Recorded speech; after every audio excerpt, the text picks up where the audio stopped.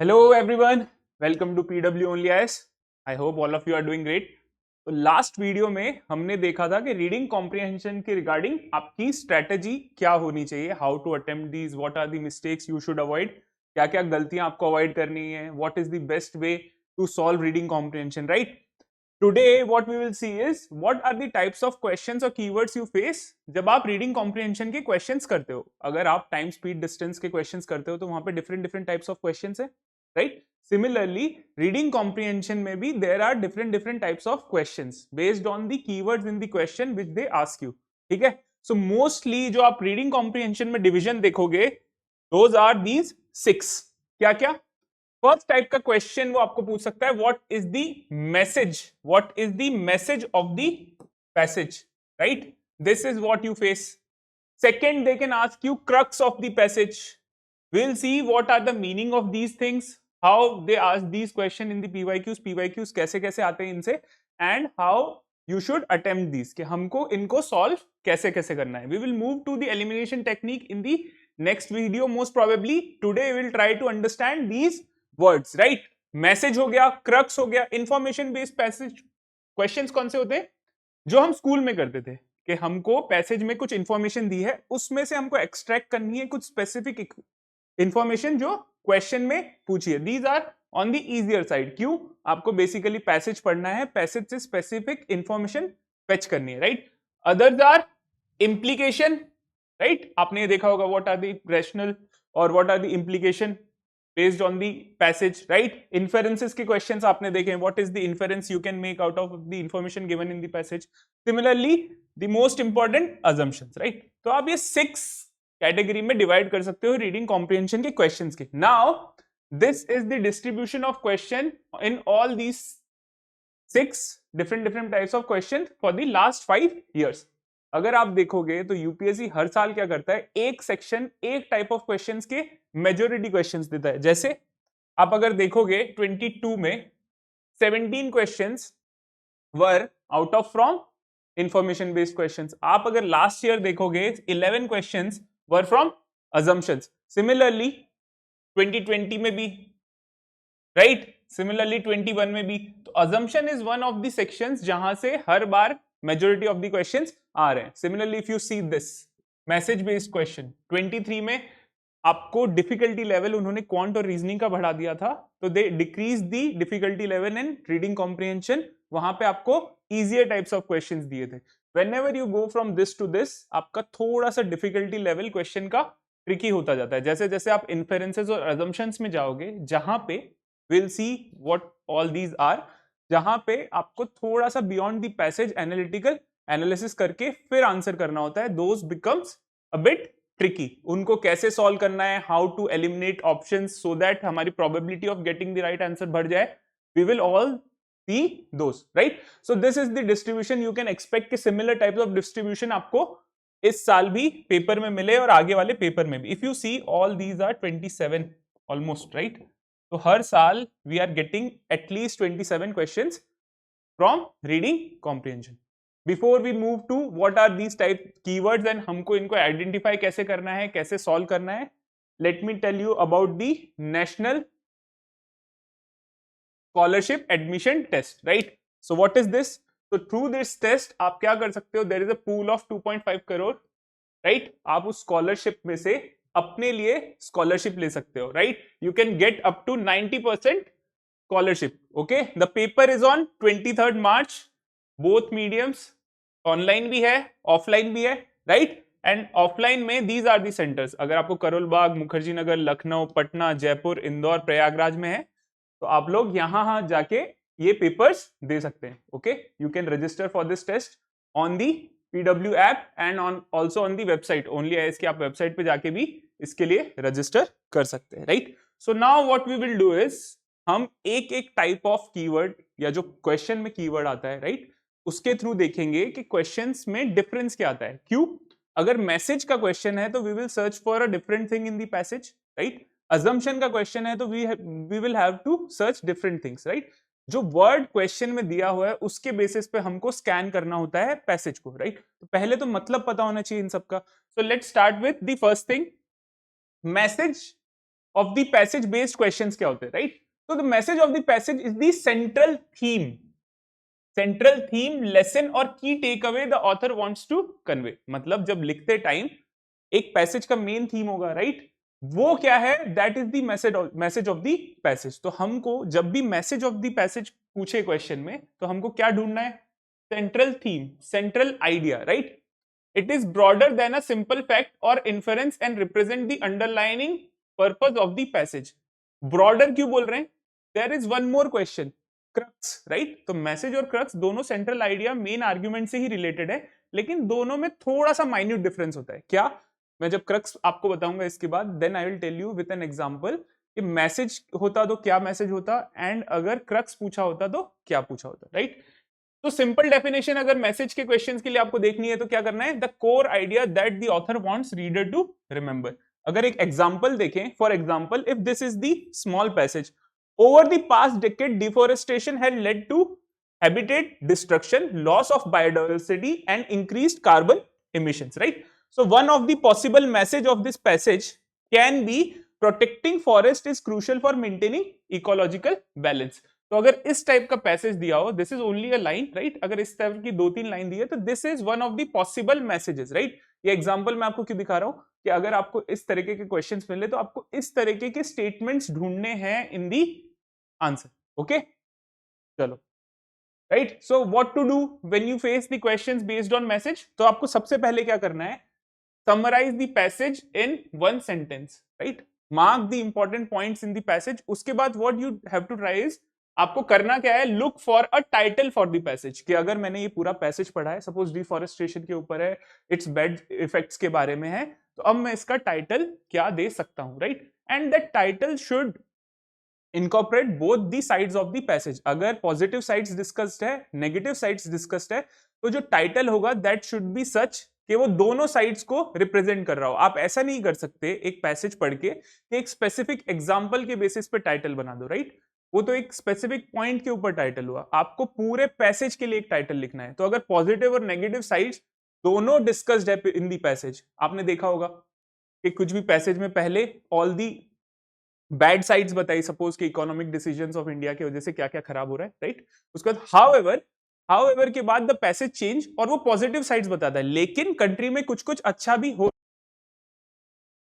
पहले उसने negative sides बताए, उसने बाद में पॉजिटिव साइड्स भी दिखाए कि फ्यूचर में जाके ये अच्छा भी हो सकता है। तो passage was covering both sides of the things. तो आपका जो टाइटल होगा उसमें भी आपको इस तरह का टाइटल यूज करना है जो दोनों साइड्स को कवर करे। We will see through an example also, right? तो जब मैसेज होगा तो उसमें आपका मेन फोकस क्या होना चाहिए? You should try to find a title for the passage given to you, right? Look for the author's intent. Author's intent का मतलब क्या है? पॉजिटिव टोन है of the passage. Positive tone मतलब अच्छी अच्छी बातें करना, पॉजिटिव साइड्स में लेके जाना। नेगेटिव टोन का मतलब क्या होता है? सारी बैड थिंग्स बताना। जैसे डिफॉरेस्टेशन के ऊपर कोई पैसेज होगा तो नेगेटिव टोन ही होगा उसका कि उसकी वजह से ये चीजें हो रही है, क्लाइमेट चेंज हो रहा है, these things we will have to face in future, right? तो वो नेगेटिव टोन में जाएगा। पॉजिटिव टोन में कि India is taking good decisions, India ने कोविड वैक्सीन फ्री अवेलेबल कराया टू सपोर्ट डिफरेंट कंट्रीज, उसके वजह से उनका global standing is increasing, right? तो ये वाली साइड पॉजिटिव साइड है कि इंडिया ने ये स्टेप्स लिए, उसकी वजह से these are the positive outcomes. तो ये एक पॉजिटिव टोन में लिखा हुआ पैसेज होगा, राइट? तो आपको वो भी कैच करना आना चाहिए कि इंटेंट क्या है ऑथर का व्हाइल राइटिंग दैट पैसेज। तो अवॉइड स्पेसिफिक डिटेल्स। मैंने जो बताया पूरे पैसेज का टाइटल लेना है, उसमें एक स्पेसिफिक कुछ डिटेल या इंस्टेंस या एग्जांपल दिया है, उसके बेसिस पे you can't say this is the message of the passage, right? So avoid that, right? Be aware of extreme factual and out of scope options, right? This we will see जब we will see the elimination technique कि ये कैसे करते हैं, okay? Now look at this example, right? This is a question from 2021. What is this example? India faces a challenging immediate future in energy and climate policy making. The problems are multiple: sputtering fossil fuel production capabilities, limited access to electricity and modern cooking fuel for the poorest, rising fuel imports in an unstable global energy context, continued electricity pricing and governance challenges leading to its costly deficits or surplus supply, and not least growing environmental contestation around land, water and air.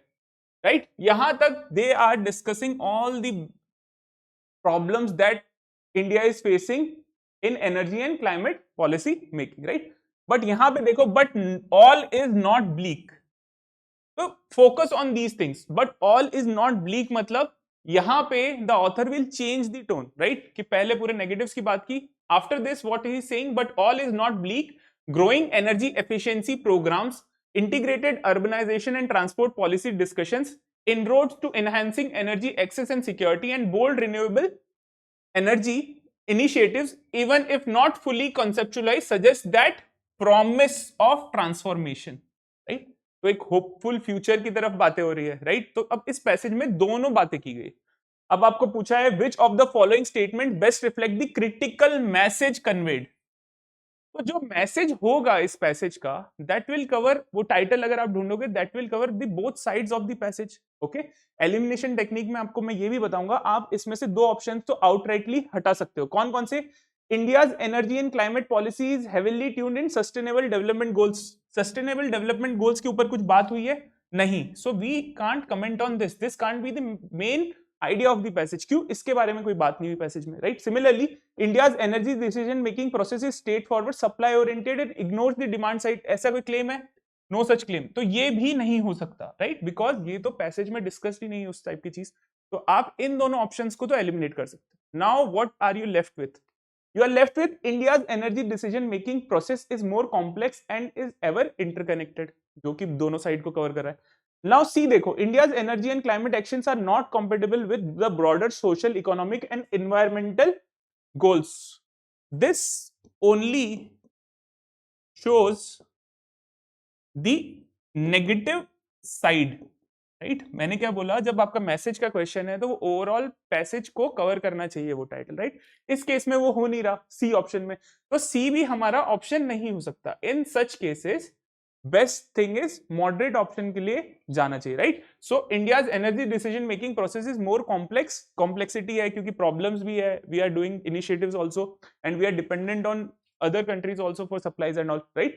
So more complex and is ever interconnected. This is the most critical message that you can take out of this passage, right?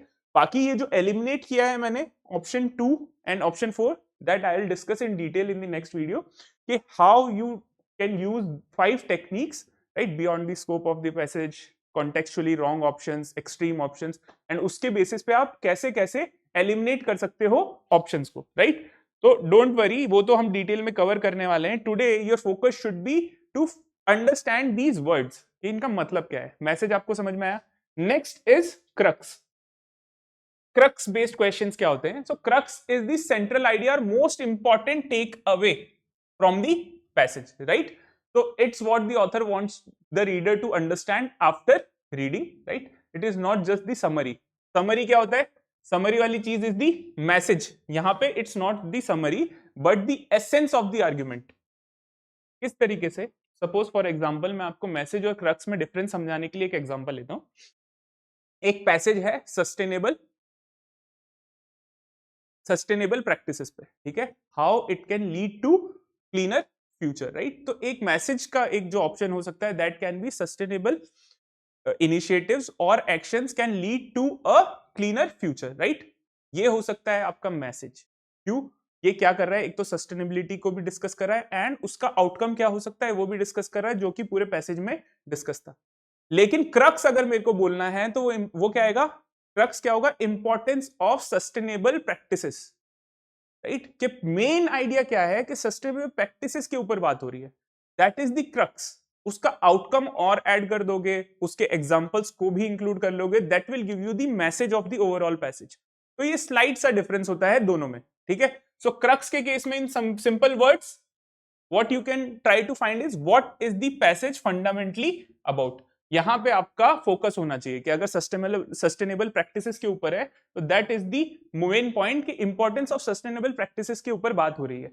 Okay, for example if this is a passage given to you, technology is changing education rapidly, while some argue it reduces the need for teachers, others believe it enhances the learning process. The key is to find a balance where technology complements rather than replaces human interactions, right? Instructions।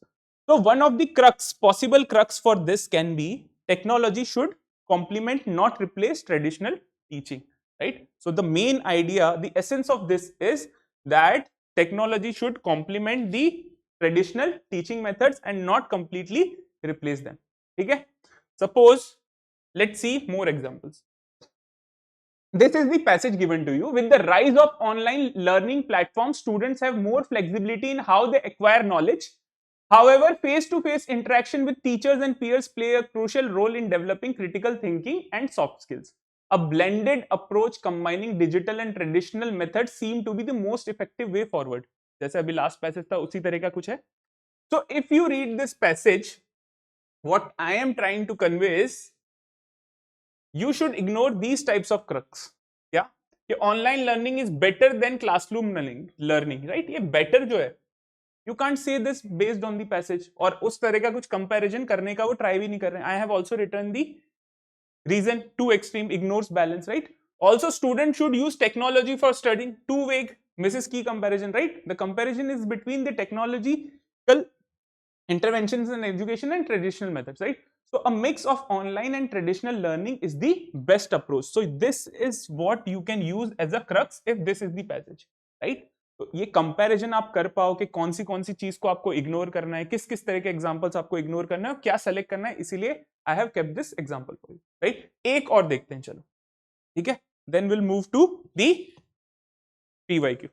Right, so global warming has led to rising sea levels and extreme weather events. While some argue that reducing fossil fuel use will hurt the economy, others believe sustainable practices can create new job opportunities. Addressing climate change requires balancing economic growth with environmental responsibility. Right, this is the concluding statements. So what are the possible crux जो आप ले सकते हो इस passage से, and what are the things you need to avoid? तो suppose देखो यहाँ global warming is a serious issue, right? This is too general, doesn't capture the argument, right? इसीलिए you can't select such options for your crux, right? It may seem correct, और आपके GS knowledge से भी aligned होगा, right? But for this passage this can't be the crux of the passage, right? आपको जो सही लग रहा है और क्वेश्चन का आंसर है, those two things can be different. Okay, आपको समझना होगा कि हर क्वेश्चन में दिस थिंग डिसाइड्स कि आपका आंसर क्या होगा, है ना? आपका पर्सनल जो जीएस के बायसेस है, जीएस का नॉलेज है, और आपके जो पर्सनल बायसेस है, keep them aside while doing reading comprehension. नहीं तो बहुत टाइम क्या होगा, यू रीड अ सेंटेंस, आपको लगेगा ये मेरे नॉलेज के हिसाब से करेक्ट है, यू विल सेलेक्ट दैट, और मोस्ट ऑफ द टाइम आपको नेगेटिव मार्क्स मिलेंगे वहां पे, राइट? सो दूसरा क्या अवॉइड करना है? Fossil fuels harm the planet. ठीक है, detail, this is true in real world, but this is not the answer of the crux. If the question is asking you crux of the passage, this can't be your answer. What can be a crux for this passage? Climate action should balance environmental and economic concerns. So a sentence like this can be the crux for you, right? तो आपको ये समझना पड़ेगा कि crux जब पूछ रहा है, main argument, essence of the passage पूछ रहा है, तो उसमें we have to capture the imagination of the author के वो बोलना भी क्या चाह रहा है, right? Let's see. So this is a question from 21, right? Question क्या है? Read the passage first. So nothing can exist in a natural state which can be called good or bad, right? So according to the author, in natural state nothing can be called good or bad by common assent, since every man who is in a natural state consults only his own advantage and determines what is good and bad according to his own fancy and insofar as he gets regard for his own advantage alone, right? So according to the author क्या है? In natural state सही गलत का कोई मायने नहीं है, right? सही गलत कैसे होगा, वो एक इंडिविजुअल अपने बेसिस पे सोचेगा in natural state, right? And hold himself responsible to no one save himself by any law, and therefore sin cannot be conceived in natural state. अगर गुड और बैड का कॉन्सेप्ट ही नहीं है इन नेचुरल स्टेट, राइट, तो वहां पे सिन का भी कोई मतलब नहीं बनता. जब तक वेल डिफाइंड कुछ अच्छी चीजें और कुछ बुरी चीजें नहीं होगी, सिन का कोई कॉन्सेप्ट बनता है नहीं. That is what the author is saying. But only in a civil state which is decreed by common consent what is good or bad, and each one holds himself responsible to the state, right? तो good और bad का जो concept आता है वो आता कहां से? right? It comes because of the civil state which is decreed by common consent. वहां पे सबका कंसेंट होता है कि क्या चीज सही है, क्या चीज गलत है, and each one holds responsible to the state, right? अब ये पूरा पैसेज है, आपको पूछा है इसका क्रक्स बताओ। अभी आप जब स्टेटमेंट्स देखोगे, दो ऑप्शंस में यहां भी बता रहा हूं आपको कैसे एलिमिनेट कर सकते हो, रीजंस मैं आपको बताऊंगा नेक्स्ट जब मैं एलिमिनेशन टेक्निक्स आपको बताऊंगा। See the conception of what is right and this, ठीक है, unless a ruling authority decide what is right and wrong, no man will be morally right. Now morality की यहां कहीं बात नहीं है, right? And this is also an extreme thing कि no man would be morally right. Good और bad का अगर कॉन्सेप्ट नहीं है तो जरूरी नहीं है कि everyone will be morally incorrect, right? कुछ लोग होंगे जो तब भी अपने आप से सही डिसीजन ले सकते हैं, तो we can't claim such thing, right? So this is gone. The idea of what is right is wrong is necessary for the survival of human species when there were no states, right? कुछ good और bad की concept था ही नहीं, then also human species was surviving, right? तो ऐसा claim आप नहीं कर सकते। तो now easily you are eliminating two options. Now what are you left with? The conception of what is right and wrong exists due to the formation of state. This is what is concluded in this passage also. Final जो statement है उसमें क्या बोल रहा है? But only in a civil state, right? उसी के वजह से good और bad का idea है, क्योंकि there is agreement between the citizens कि हम जब साथ में कोहैबिटेट करेंगे तो हमारे लिए गुड क्या होगा और बैड क्या होगा, राइट? तो this seems to be the main idea. दूसरा पढ़ लो क्या, man is inherently immoral. Inherently immoral, we can't claim such thing, right? The only possible crux of the passage is this: the conception of what is good and right or wrong exists due to the formation of a state. ठीक है? So we have covered message, we have covered what are the crux based questions. Next, let's move to the next point, which is implication based. What are these? Implication refers to possible effect, consequence or logical outcome. Okay, so अगर आप passage पढ़ रहे हो, right, implication में you can go beyond the passage कभी कभी, कि आपको possible effects, consequences of the things discussed in the passage पे जाना पड़ेगा कभी कभी, राइट? सो सिंपल डेफिनेशन क्या है? If this is true, this is true का मतलब info in the passage, information in the passage is true, information in the passage is true, what else must follow, right? कि अगर ये सही है तो क्या होना चाहिए। जैसे एक ऑनलाइन लर्निंग का एक एग्जांपल देखो, the statement is more schools are adopting online education. तो इसके वजह से पॉसिबल इंप्लीकेशंस क्या क्या हो सकते हैं? Students may have more flexible learning options, this can be one of the outcomes. Traditional classroom teaching methods might become less common, this can be one of the possible outcome. Some students could struggle with lack of in person interaction, ये भी एक possible outcome आपका हो सकता है, right? तो आपको जब इंप्लीकेशन वर्ड आपको जब क्वेश्चन में मिलेगा, व्हाट इज इंप्लाइड, राइट? तो उस केसेस में आपको इन चीजों को देखना है कि कौन सा स्टेटमेंट है which must be true, what else must follow, right? If the information given in the passage is true, what else must follow the information, right? तो उसके वजह से इंप्लीकेशन के केस में आपको अलग तरीके से सोचना है पैसेज के केस में, ठीक है? और देखते हैं, सपोज आर्टिफिशियल इंटेलिजेंस के ऊपर एक सेंटेंस है, companies are using AI to automate task. इसके आउटकम्स क्या क्या हो सकते हैं, इंप्लीकेशंस क्या हो सकते हैं? Some jobs might become obsolete, some jobs might, एक तो पॉसिबिलिटी है ना? तो इस टाइप के moderate statements you can use, आ सकते हैं, right? New job opportunities in AI development and management में arise, right? This can happen. Similarly companies में reduce cost and increase efficiency, ये भी हो सकता है, राइट? सिमिलरली अगर इंक्रीजिंग फ्यूल प्राइसेस के ऊपर the government has increased the fuel prices, तो इनके implications क्या क्या हो सकते हैं? What are the effects? ये small examples मैं क्यों आपको बता रहा हूं, so that you understand the word implication का मतलब क्या होता है, कि अगर the government has increased fuel prices तो उसके implications क्या क्या हो सकते हैं? Transportation cost will rise, affecting public and private travel. This can be one of the effect. Inflation may increase, rising the price of goods and services, right? This can happen. Also people may switch to electrical vehicles or public transport, this can also happen, right? पहले वाला सबसे सही है, फिर थोड़ा कम, फिर थोड़ा कम.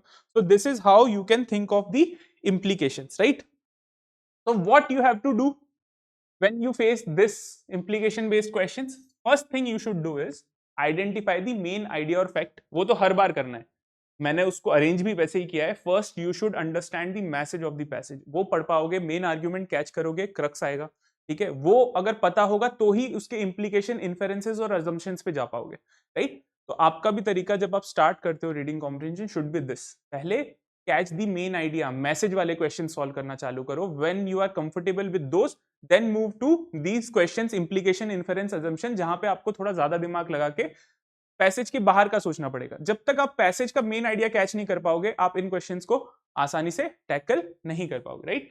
तो आइडेंटिफाई द मेन आइडिया, उसके बाद क्या करना है, if this happens, this main idea is true, what are the possible effects, उस तरफ सोचना है, right. Look for both immediate solutions या इमीडिएट इफेक्ट्स भी हो सकते हैं और लॉन्ग टर्म इफेक्ट भी हो सकते हैं, वो ऑप्शन पे डिपेंड करेगा, ऑप्शंस में क्या क्या किस किस तरीके के ऑप्शंस आपको मिलेंगे, right. So immediate and long term consequences दोनों की तरह आप सोच सकते हो, okay. Now let's see an example, ठीक है, सीसैट 2020 का एक क्वेश्चन है। In India, over the last decade or so, labor has been departing agriculture, but is only going to construction. But is only going to construction and unregistered manufacturing, which are not markedly better jobs. ठीक है? People are moving from agriculture, but where are they going? They are going in construction and unregistered manufacturing, which are not better jobs. Services where labor tends to be more productive are not generating the additional jobs the country needs, right? Switch तो हो रहा है, people are moving out of agriculture, but वो जा कहां रहे हैं, more productive jobs की तरफ नहीं, बट लेबर इंटेंसिव जॉब्स की तरफ, जहां पे कंस्ट्रक्शन और unregistered manufacturing, okay. India will need 24 million और so jobs over the next decade. The next sector e commerce can at best, मतलब ये भी कर सकता है लेकिन at best close only half of these jobs, right. तो still half of these majority of jobs जो रिक्वायरमेंट है it is still unfulfilled, right. ये सब आपको एनालाइज करना है while you are reading this passage. Only those sectors that drive domestic demand such as health and education can comfortably fill the other half. So finally it is saying, the author is trying to conclude that only those sectors that drive domestic demand like health and education, social sectors can comfortably fill the other half, right? Now आपको पूछा है what is implied, what is the implication of this, right?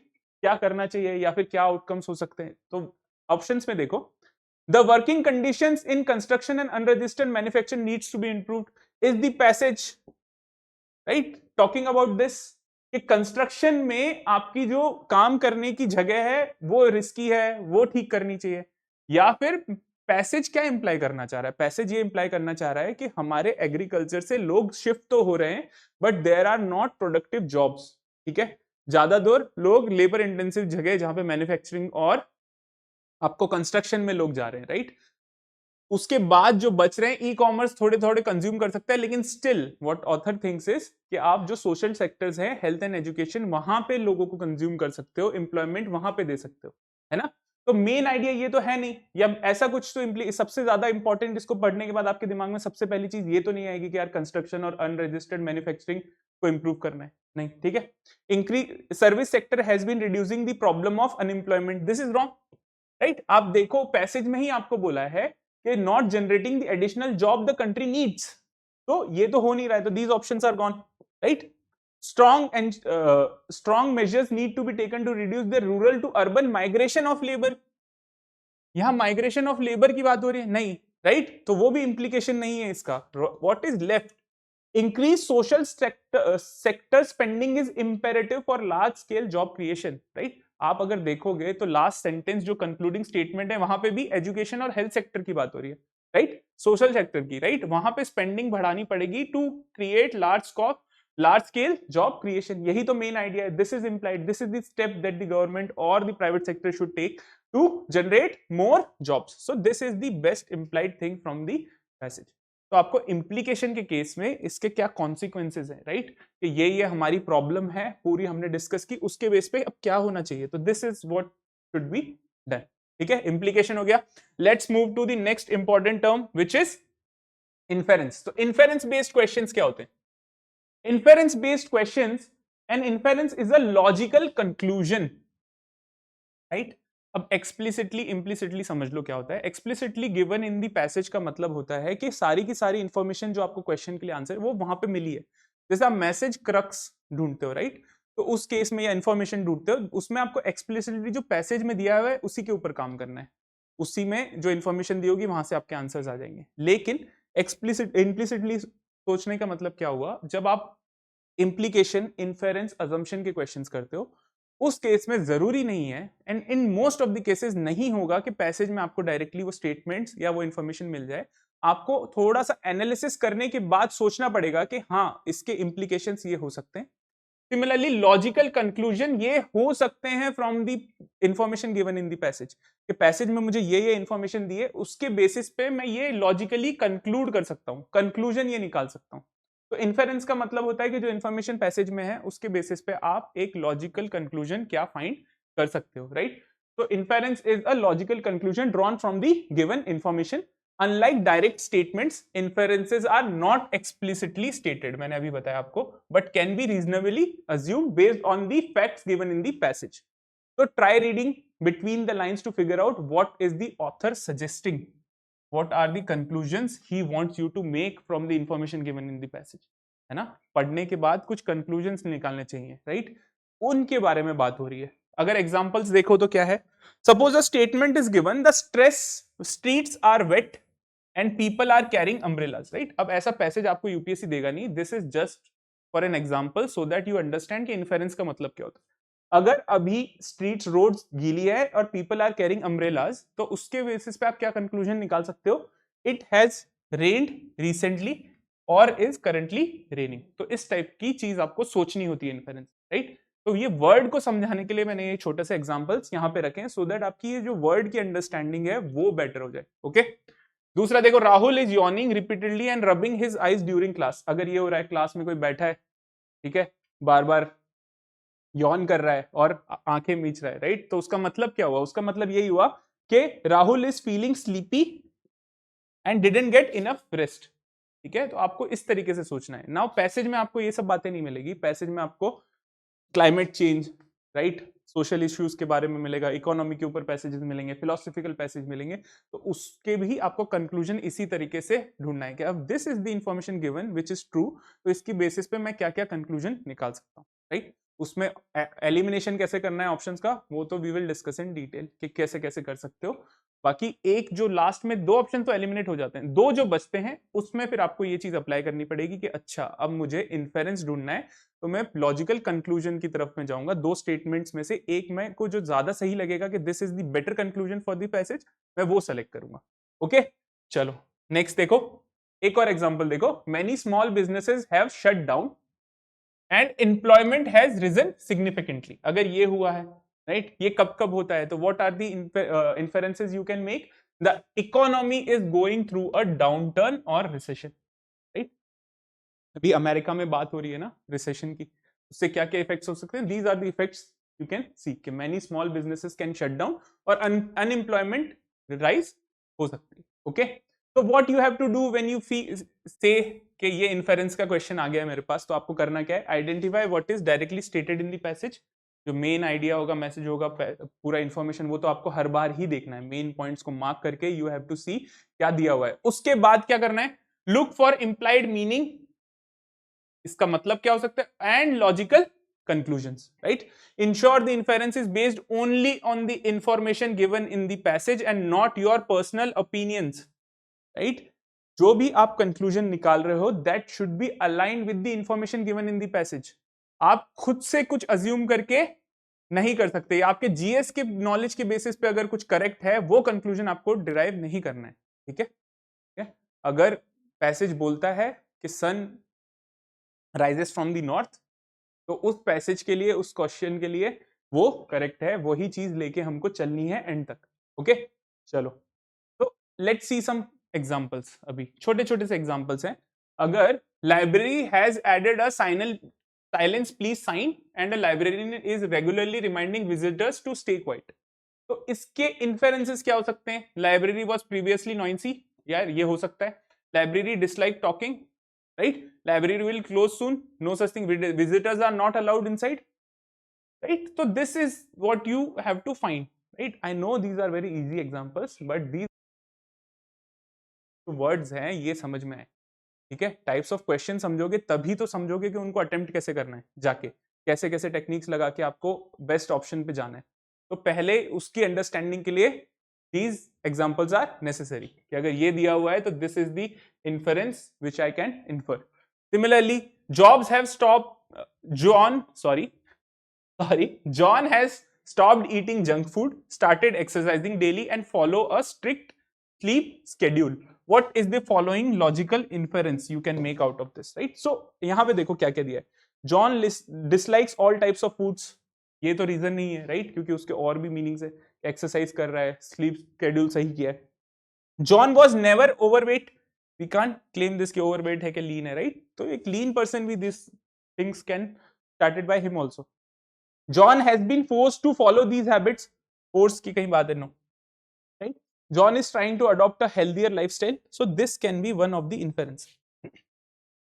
समझ में आया? Inference में आपको इस तरह की चीजें करनी है. Now this is a question from 2023, right? इसमें क्या है, देखो, elephants are, और मैंने बोला है कि आपको जीएस का नॉलेज नहीं लगेगा, राइट. जीएस का नॉलेज इस हद तक लग सकता है कि कार्बन सिक्वेस्ट्रेशन क्या होता है वो आपको पता होना चाहिए. कीस्टोन स्पीसीज क्या होती है, जैसे इसमें कीस्टोन स्पीसीज का यूज है तो वो आपको पता होना चाहिए, राइट. जो जीएस से आप अगर आप पढ़ रहे हो प्रॉपरली तो आपको पता ही होगा, राइट. तो इतना ही पता होना चाहिए. वोकैबुलरी बहुत ज्यादा जरूरत नहीं होती आपको रीडिंग कॉम्प्रिहेंशन सॉल्व करने की. आपको अगर टोन समझ में आ गया पैसेज का तो आप वो वर्ड्स का मीनिंग भी निकाल लोगे, राइट. लेकिन कुछ कुछ टर्म्स है जो आपको पता होने चाहिए. जैसे इस क्वेश्चन में कीस्टोन स्पीसीज क्या होता है पता होना चाहिए, right. So elephants are landscape architects, right, creating clearing in the forest, preventing overgrowth, right. These are the things they do. This is how they shape the landscape around them, okay, of certain plant species and allowing space for the regeneration of others, while in turn provide sustenance to other herbivores, voracious animals, right. Elephants eat plants, fruits, seeds, propagating the seeds when they defecate in other places as they travel, right. Elephant dung provides nourishment to plants and animals and acts as a breeding ground for insects, right. Another important thing, right. In times of drought, they access water by digging holes which benefit other wildlife, right. So there are lots of things, lots of animals and plants, those are dependent on elephants for the survival, right. तो एक keystone species हुई एक तो, है ना. अब options देखो, पहले क्या बोल रहा है question, which of the following statement best reflects the most logical and rational inference. अब इन्फेरेंस के बाद एक और चीज पे हमेशा ध्यान दिया करो, most logical and rational inference. आपको ऑप्शन में 4 इन्फेरेंसेस भी मिल सकते हैं. आपको उसमें से ढूंढना क्या है, most possible and most rational. आपको बेस्ट ऑप्शन ढूंढना है, ठीक है. इसीलिए रीडिंग कॉम्प्रिहेंशन के कुछ कुछ क्वेश्चन डिफिकल्ट हो जाते हैं क्योंकि options are very close and आप हर बार ऐसा नहीं कर पाओगे कि सारे के सारे एलिमिनेट कर. 2 एलिमिनेट करने के बाद 2 ऑप्शंस में आपको मोस्टली डाउट होता है, राइट. वहां पे आपको ये वर्ड्स हेल्प करेंगे कि मेरे को क्या ऑप्शन चूज करना है, right. Let's see. The home range of animals needs to be vast area of rich biodiversity. This is the main inference you can take. Logical conclusion, no. Elephants are keystone species and they benefit the biodiversity. This is the main conclusion, right. पूरा पैसेज ही इसके बारे में कि elephants कैसे help करते हैं डिफरेंट एनिमल्स एंड प्लांट्स को to survive to their benefits, right. How they change the surroundings, उसके वजह से क्या क्या पॉजिटिव इफेक्ट्स आते हैं, राइट. तो this passage is concluding to this that elephants are the keystone species and they benefit the biodiversity, okay. So this is the main point. बाकी जो ऑप्शन है उनको एलिमिनेट करने का I will explain कैसे कैसे करते हैं, right. Rich biodiversity cannot be maintained in forest without the presence of element. तो एक ये पॉइंट है, right. This is not the conclusion. ये cannot be maintained, एक तो ये एक्सट्रीम है कि this cannot happen without elements, तो वो ऐसे एलिमिनेट हो जाता है एक्सट्रीम ऑप्शन के नाम पे.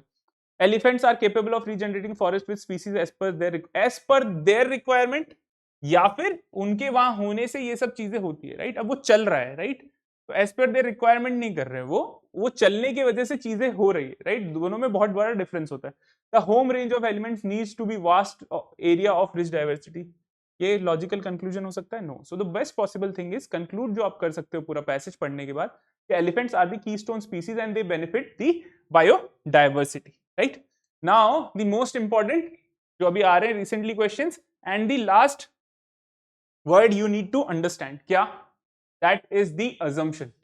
What are these assumption? Assumption क्या होते हैं? Assumption is something we believe to be true without direct true. It is an idea we take for granted while making decision और आर्ग्यूमेंट्स, राइट? तो जब हम कुछ आर्ग्यूमेंट करते हैं, that is based on some basis, right? Some assumptions we have, right? उस वो जो assumptions और beliefs होते हैं जिसके बेसिस पे हम arguments करते हैं, those are called assumptions। तो यहाँ पे assumption में there are two types of questions। एक तो when while author was writing the passage उसके क्या assumptions थे, right? अगर वो पॉजिटिव टोन में लिख रहा है तो अगर वो इंडियन इकोनॉमी के बारे में पॉजिटिव टोन में लिख रहा है, सो ही थिंक्स, उसका एक assumption है कि Indian economy is in a very good state. एक assumption ये हो सकता है, राइट? अगर he is writing negatively about it कि इन्फ्लेशन बहुत ज्यादा है, right, and normal public are facing problems, तो उसमें एक नेगेटिव कोनोटेशन है, राइट? तो उसमें उनके अजम्पशंस क्या है कि Indian economy at the moment is not doing very well. तो दीज आर दी अजम्पशंस। तो इसमें क्या क्या पूछ सकते हैं आपको? पहला तो कि while writing the passage author ने क्या अजम्प किया था, what are the assumptions author made while writing this, right? दूसरा, what are the assumptions you can make when you are reading that passage, के पैसेज पढ़ने के बाद what are the assumptions you can make. तो दोनों तरफ से question आ सकता है, ओके? तो in simple words, what is this? Assumption is a hidden belief that supports the argument. तो अब आर्ग्यूमेंट सपोर्ट कर रहा है तो पहले तो आर्ग्यूमेंट पकड़ना पड़ेगा पैसेज पढ़ के। आर्ग्यूमेंट्स पकड़ोगे तभी आपको पता चलेगा कि क्या अजम्पशन था उसके ऊपर, या राइट? अजम्पशन आप स्टेटमेंट से पढ़ोगे, देखोगे कि विच अजम्पशन फिट्स, जो आपके आर्ग्यूमेंट जो बनाया हुआ है पैसेज में उसको हेल्प कर रहा है। यहां पे ध्यान होना चाहिए। तो मेन आर्ग्यूमेंट पकड़ोगे तभी आप समझ पाओगे कि उसका बेसिस क्या था, राइट? सपोज एक एग्जांपल देखो, e commerce platform offer discount to attract more customers. तो जब ये डिसीजन लिया होगा कि e commerce platform offer discounts to attract more customers, right, इसका एक अजम्पशन क्या हो सकता है कि customers prefer shopping when they get discounts. ये अजम्पशन होगा कि कस्टमर्स प्रेफर डिस्काउंट्स, राइट, उसी की वजह से वो ज्यादा खरीदेंगे। Based on this the company makes a decision कि मैं ऑफर दूंगा और उसकी वजह से मेरे पास और कस्टमर आएंगे। तो ये जब अज्यूम करेगा, ये या जब स्टडी करेगा, ये जब उसका बिलीफ होगा तभी वो इस टाइप की कुछ चीज करेगा, right? Similarly, good communication skill are necessary for success in an interview. ठीक है, this is the statement. What are the assumptions? Interviewers value communication skill in candidates, right? This is the assumption कि जो interview लेने वाला है उसको communication skill important लगती है, तभी तो he is making a statement that good communication skills are necessary for success in a good interview. Success के लिए क्या चाहिए? जो सामने वाले को पसंद होगा वो आप कर पा रहे हो डिलीवर कि नहीं कर पा रहे, राइट? अगर वो बोल रहा है कि कम्युनिकेशन स्किल्स गुड होंगे तो आपका इंटरव्यू अच्छा जाएगा, इसका मतलब जो इंटरव्यू ले रहा है उसको ये मैटर करता है कि आपका कम्युनिकेशन स्किल कैसा है, राइट? चलो नेक्स्ट देखो, the government has launched a free vaccination drive for all citizens। जब गवर्नमेंट ने कोविड-19 के टाइम जब डिसीजन लिया कि we will provide the vaccination for free to our public, उसका एक मेन मोटिव क्या था? उस टाइम अजम्पशन क्या था कि अगर पैसे में आप देने लगोगे तो everyone will not be able to afford it और सबके सब वैक्सीनेशन नहीं लेंगे, right? So people are more likely to get vaccination if it is free। This is the assumption the government made, right? उसी के बेसिस पे this decision was taken, right? नहीं तो even if government के भी finances है, right? They won't take these decisions very easily। वो सारी चीजें सोचने के बाद करेंगे। तो this must be one of the assumption they took कि हाँ people are more likely to get vaccinated and at that point of time vaccination was very important herd immunity के लिए, right? तो उसी के लिए गवर्नमेंट ने क्या किया? Launch the vaccination, free vaccination drive for the citizen, right? तो अजम्पशन के क्वेश्चंस में आपको क्या करना है? अजम्पशन के क्वेश्चन में you have to find the main argument और स्टेटमेंट। क्यों? क्योंकि मेन आर्ग्यूमेंट नहीं पता होगा तब तक आप अजम्पशन सोच नहीं पाओगे कि हमको अजम्पशंस लेने कैसे। Ask what must be true for this statement to make sense. What must be true to make this for this statement to make sense, इसका मतलब अगर वो सच होना चाहिए तो उसके बेसिस पे क्या ट्रू होना चाहिए, वही अजम्पशन होगा, है ना? डिटेल में जब इनके क्वेश्चंस करेंगे यू विल अंडरस्टैंड कि अलग अलग क्वेश्चन में अजम्पशन का क्या क्या मीनिंग हो सकता है। We will solve a PYQ here also. Right? Look for unstated beliefs that supports the argument. यही तो बात हो रही है पूरा कि बिलीव्स और what you think is true वही इंपॉर्टेंट है assumptions बनाते time. Okay, so these are the examples and this is what you have to look for in assumption based questions. Next, let's look at some examples. The school decided to offer extra classes before the final exam to help students score better. Now ऐसा कुछ statement किया है, एक तो extra classes दे रहे हैं और बोल रहे हैं इससे होगा क्या, स्टूडेंट विल स्कोर बेटर। तो इसका अजम्पशन क्या है? इसका अजम्पशन इस तरह का कुछ नहीं होगा कि extra classes will improve students performance. ये आप अजम्पशन लोगे तभी तो ये स्टेप लोगे कि मैं एक्स्ट्रा क्लासेस कर लेता हूं एंड उसकी वजह से क्या होगा, स्टूडेंट्स विल स्कोर बेटर। तो आप ये जब अजम्पशन लोगे कि extra classes will improve students performance, then only you can make such statements और मेक सच डिसीजन। ओके, दूसरा देखो, a company spends million on advertising to increase sale. ये कब होगा? अगर आप इसमें देखो तो यही हो सकता है, दिस इज योर अजम्पशन कि advertising has a direct impact on sales. आपको लग रहा है कि जब मैं एडवर्टाइजमेंट करूंगा तो मेरे सेल्स बढ़ेंगे, ये आपका बिलीफ है। Because this is the belief you will take this decision कि I will spend millions on advertising to increase sale, right? When you are spending so much of money एक चीज के ऊपर तो आपको कन्विंस होना पड़ेगा। तो आपको एक अजम्पशन आपका है। It can be based on some studies कि आपने मार्केट सर्वे किया है और वहां से आपको इंफॉर्मेशन मिली है कि मेरे को अगर मेरा सेल्स बढ़ाना है तो मार्केटिंग करनी पड़ेगी, ठीक है? उसके बेसिस पे तो वो बिलीफ बनने के लिए भी एक चीज चाहिए उसको सपोर्ट करने के लिए, राइट? तो उस अजम्पशन के बेसिस पे आप ये डिसीजन लोगे। Okay, now let's look at an example.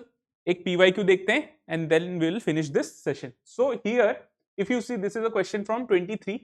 So environmental problems cause health problems. Substantial changes in lifestyle can reduce environmental or health problems, but the idea appears almost impossible to adopt, right? This idea is impossible to adopt. Why? With environmental problems, individual efforts can be perceived as having a negligible effect. It can be perceived, हमको ऐसा लगता है कि एक मेरे polythene को road पे ना फेंकने से कुछ बड़ा चेंज आने वाला नहीं है, राइट? उसी तरह की कुछ चीज इसमें बोली, perceived as having negligible effect and therefore lead to inertia. Because of this what we do, most of the people वो कुछ इनिशिएटिव लेते नहीं है एनवायरमेंटल चैलेंजेस को उनकी तरफ के उनके एफर्ट्स की वजह से उस फाइट में हेल्प करने की। क्यों? क्योंकि दे थिंक कि उनका जो एफर्ट होगा that is negligible, right? With health on the other side, वो तो एनवायरमेंटल प्रॉब्लम्स की बात हो गई। With health on the other side, individual choices can make the difference between life and death, right? Individual जो health में अगर आप इनिशिएटिव लेते हो individually, that can make a difference between this, critically इतना बड़ा डिफरेंस हो सकता है, लाइफ एंड डेथ की बात हो सकती है literally. And yet barring a few and still and yet barring a very few, there seems to be the same collective lethargy toward making this choice. ये डिफरेंस इंडिविजुअली आप अपनी health को तो ध्यान रख सकते हो, उस पर तो आप किसी पे डिपेंडेंट नहीं हो। एनवायरमेंटल चैलेंजेस के लिए तो हो कि कलेक्टिवली सोसाइटी को ही स्टेप्स लेने पड़ेंगे टू टैकल इट इफेक्टिवली, लेकिन आप अपनी हेल्थ के लिए तो खुद जिम्मेदार हो, है ना? वहां पे आप स्टेप ले सकते हो। बट देयर ऑल्सो, बहुत कम लोगों को छोड़ के, there seem to be a same collective lethargy, वहां पे भी लेजीनेस है towards making any effort, right? तो अब इससे आप क्या समझ रहे हो, राइट? कि इसमें ह्यूमन बिहेवियर की बात कर रहे हैं। दोनों तरीके से बता दिया कि इन्वायरमेंटल चैलेंजेस जहां पे आप लोगों को लगता है कि वो नेग्लिजिबल इफेक्ट क्रिएट कर सकते हैं, वहां पे भी वो लोग कुछ नहीं कर रहे। एंड दूसरा, जहां पे वो कर सकते हैं हेल्थ में, वहां पे भी नई स्टेप्स ले रहे हैं। क्यों? क्योंकि inherently there is something wrong. क्या? एक एटीट्यूड हो सकता है टुवर्ड्स सम प्रॉब्लम। तो let's look at the options. Which of the following statement best imply the most rational assumption that can be made from the passage? तो passage पढ़ने के बाद what can be the assumptions, right? हम क्या assumptions निकाल सकते हैं इससे? तो सी, we are likely to spend more money on cure than prevention. ये हो सकता है ना? This is showing our attitude कि हम लोग खुद से कुछ effort या कुछ इनिशिएटिव लेने के बजाय we prefer कि जब कुछ होगा तो देख लेंगे, right? So let's see, इसको देखेंगे वापस, right? It is the job of the government to solve our environmental and public health problems. Government की रिस्पॉन्सिबिलिटी है ये, कहीं पे डिस्कस्ड इन दी पैसेज है नहीं, तो इस टाइप के ऑप्शन को एलिमिनेट करने के लिए हम ये यूज करते हैं। I will discuss in detail कि beyond the scope of the passage है, गवर्नमेंट का क्या इसमें इन्वॉल्वमेंट होगा उसकी कोई बात नहीं की, तो we can eliminate this. Health can be protected even if environmental problems go unattended. ये कहीं पे इंटेंशन है कि this is an extreme statement कि we can let the environmental problem go unattended. This is not at all the main point या argument जो बनाना चाह रहा है पैसेज। वो बता रहा है ह्यूमन बिहेवियर को कि how we act in different different situation, and not that कि एनवायरमेंटल प्रॉब्लम को let it go unattended. So this is not the correct option. Last one is loss of traditional lifestyle and the influence of western values led to some unhealthy ways of living. Now अभी ये भी beyond the scope of the passage है, क्यों इस तरह की कोई बात नहीं की है।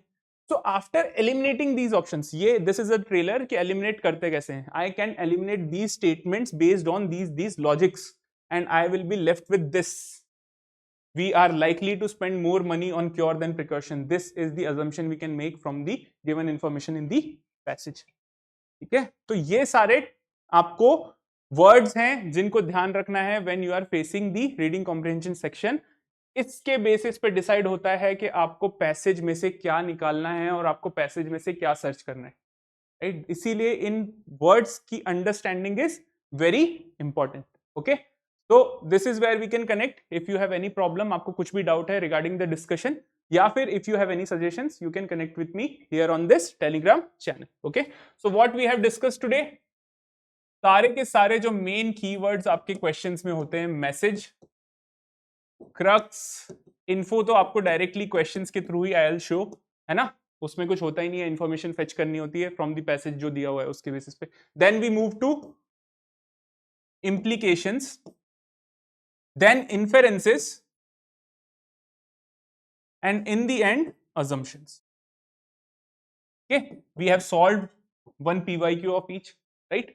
So I hope आपको जो understanding I am trying to give you different different keywords की वो आपको समझ में आएगा। आप समझोगे कि रीडिंग कॉम्प्रिहेंशन में इट इज इंपॉर्टेंट, जैसे आप क्वांट और रीजनिंग में डिवाइड करते हो क्वेश्चंस को इन टाइप्स ऑफ क्वेश्चंस, यहाँ पे भी इन reading comprehension you can make strategy for each keyword differently, right? वो अंडरस्टैंडिंग की वजह से आपके ऑप्शंस जो गलत होते हैं दो में, वो बहुत कम होने लग जाएंगे। You will increase your accuracy very easily, बहुत जल्दी आपके क्वेश्चंस इजीली करेक्ट हो। इसमें ये understanding and add one thing, this elimination technique and done, right? आपको इन वर्ड्स की अंडरस्टैंडिंग आ जाए and you know how to eliminate the wrong options, that's it. You will increase your accuracy in reading comprehension by leaps and bounds, right? ठीक है, so आज के लिए इतना ही है। I will be back with more content. I hope you will practice these things. ठीक है, PYQ जैसे मैंने आपको एक एक कराया, आप और दो दो क्वेश्चंस पिक करके ट्राई करो।